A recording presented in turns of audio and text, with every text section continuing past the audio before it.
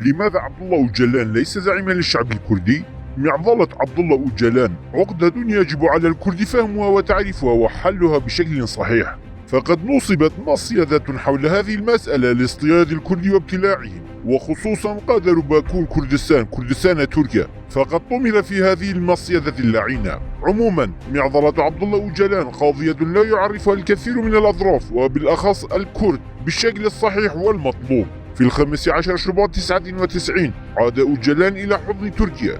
حياته الجديدة في جزيرة إمرالي جعلت فهم شخصيته أمرا بالغ الصعوبة، فوجوده في إمرالي ينظر إليه على اعتباره مغدورا وزعيم كردي أسير، أي أن اعتقاله فتح آفاقا كبيرة أمام أوجلان، بينما سكت منتقدوه. الكرد انطلاقا من المشاعر الكردستانية لم يرغبوا في اعتقال أي كردي، والحق لو تذكرنا عام 2013 نظمت حملة رسمية في مدن إقليم كردستان دوق، أربيل والسليمانية لجمع توقيعات من أجل إطلاق سراح أوجلان.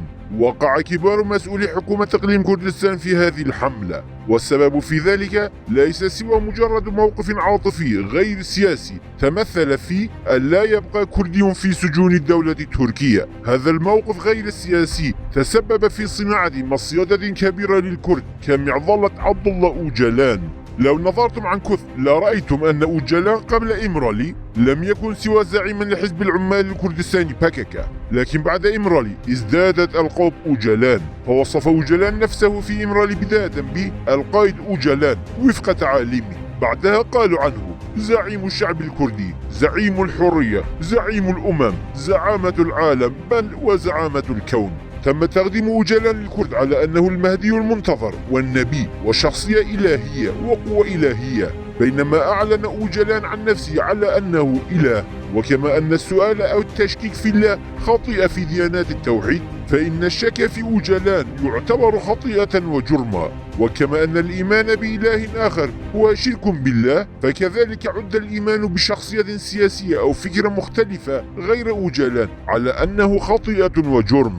تم طرد المتشككين في أوجلان وإبعادهم عن المجتمع. كان أوجلان الأكثر إبداعا على الإطلاق من بين من أله ذواتهم. عام 2000 وفي ذكرى اعتقاله في 15 من شباط دعا الشعب وحزبه إلى الصيام.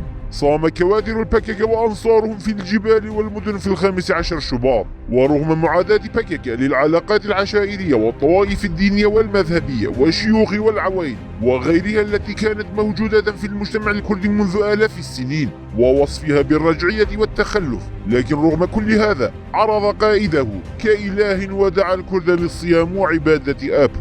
ينبغي تقديم إجابة واضحة لدعوات باككة وضغوطاته التي تجبرنا على عبادة أوجلان، فنحن لا نرى عبد الله أوجلان كزعيم لنا، كما لا نراه زعيما للكرد، بل حتى لا نراه ككردي. ويمكننا أن نفسر ونوضح وتحت عناوين أساسية لماذا لا نرى أوجلان كزعيم كردي. أولا، لو وضعنا جانبا كمية الشكوك حول أوجلان قبل عام 99 واعتبرناها لا شيء، فالحقيقة هي أن أوجلان لم يقاوم ولو لدقيقة واحدة منذ أن سلم نفسه للدولة التركية. استسلم، بل استسلم منذ الدقيقة الأولى، ولا يستطيع أحد أن يبرر أقوال أوجلان على متن الطائرة والدة تركيا أريد أن أخدم بلدي تركيا، واعتذاره للأتراك في المحكمة وتوسله من الدولة التركية عدم إعدامه في إمرالي، وإخباره الدولة أنه سيعمل مقاولا لها. ولهذا السبب كان آبو خائنا منذ الدقيقة الأولى. أوجلان معترف ومخبر، كشف كل شيء عن باككة، أخبر الدولة كافة خصوصيات قادة ومسؤولي حزبه، أي أن أوجلان كشف أدق معلومات رفاقه وسيرهم الذاتية للعدو. حقا الخائن الأعظم في تاريخ باككة على مر 40 عاما الماضية هو عبد الله أوجلان، ومع اعترافات شاهين دونمس وشمدين ساك اللذين يقدمهما باككة كخونة ليست بشيء أمام اعترافات أوجلان على الإطلاق. فلو نظرنا إلى أوجلان من هذه الزاوية لاتضح وتأكد لنا خطأ وبطلان عموم الألقاب التي أطلقها باككة على أوجلان، سوى صفة واحدة ألا وهي أن أوجلان خائن. ثانيا، أوجلان ليس زعيما لشعب الكردي ولا زعيم لحركة الحرية للكرد.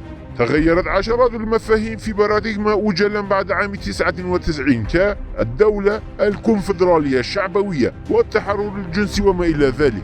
بمعنى أن أوجلان وبمساعيه هذه حاول إزالة هوية الأمة الكردية وتعريف الكرد كأقلية. ففي جميع كتاباته ونظرياته يريد أوجلان فقط أن يقول أن الكرد ليسوا أمة، وأنهم ينبغي أن لا يكونوا دولة، وأن يكونوا مضطهدين محكومين للاحتلال والاستعمار مدى الحياة. نظرية أوجلان لم ترتقب بالكرد، بل هبطت بهم إلى مستوى الأقلية. بمعنى آخر أن أوجلان أراد تغيير الحمض النووي للكرد. أوجلان جعل الكرد أقلية، بل اعتبرهم أقل من الأقليات الأخرى. ثالثا، إضرام النيران بالأجساد من أجل أوجلان لا يجعله زعيما للكرد. بعد اعتقال أوجلان أضرم البعض النار بأجسادهم في السجون وانتحر آخرون. يعرض بيكينغ مثل هذه الأحداث كأدلة لنا على أن أوجلان هو زعيم الشعب الكردي، وهذا خطأ جسيم. تذكروا ما فعله زعيم إحدى الطوائف الكينية بول ماكنزي بأتباعه عندما أقنعهم بأن الصيام حتى الموت سيدخلهم الجنة والالتقاء بالمسيح.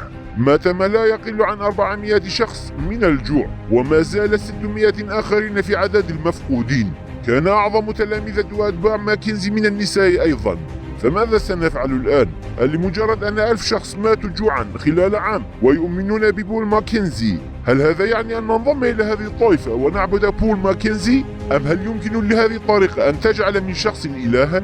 وإذا نظرنا إلى العمليات الانتحارية وحدها باعتبارها معيارا للتأله، فإن ما مارسه داعش من العمليات الانتحارية في غضون عامين أكبر بكثير مما مارسه بكك على مدى 40 عاما الماضية. فلو كانت هذه العمليات معايير لوجب علينا أن نصبح دواعش. الأشخاص الذين ينتحرون من أجل أوجلان لا يثبتون أن أوجلان قائد وزعيم، بل أثبتوا فقط أن أوجلان يعاني سيكوباتية. فيا ترى ما هي السيكوباتية؟ هي اختلال عقلي يجعل من مرضاه أشخاصا قابلين على إلحاق أكبر قدر من الأذى والضرر بالناس دون الشعور بالرحمة. ولأن أوجلان مختل عقليا تماما، فهو يجمع المرضى حوله ويستخدمهم ويجرهم إلى الموت بلا رحمة. والشخص الذي يتمتع بصحة ونفسية جيدة لا يمكنه أن يضحي بنفسه أو يحرق جسده من أجل شخص آخر.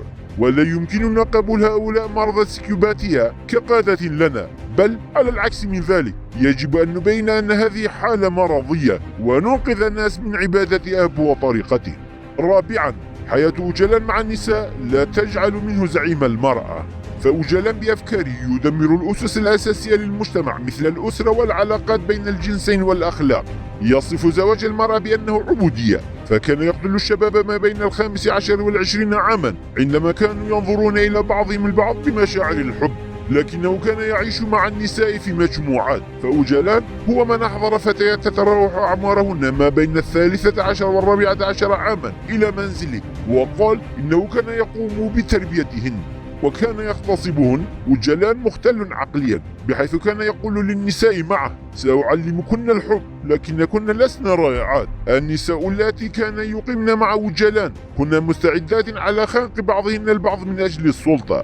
أوجلان هو من استخدم النساء كعصا ضد الرجال. أوجلان لم يخلق ثورة المرأة، بل استخدم النساء كسلاح له. أوجلان لم يخلق أي ثورة نسوية، ولا يستطيع أحد أن يفرض علينا آبو كزعيم، لأننا نعلم جيدا أننا إذا قمنا بتكييف حياة أوجلان مع النساء مع هذا المجتمع لانحرف المجتمع وفسد أخلاقيا.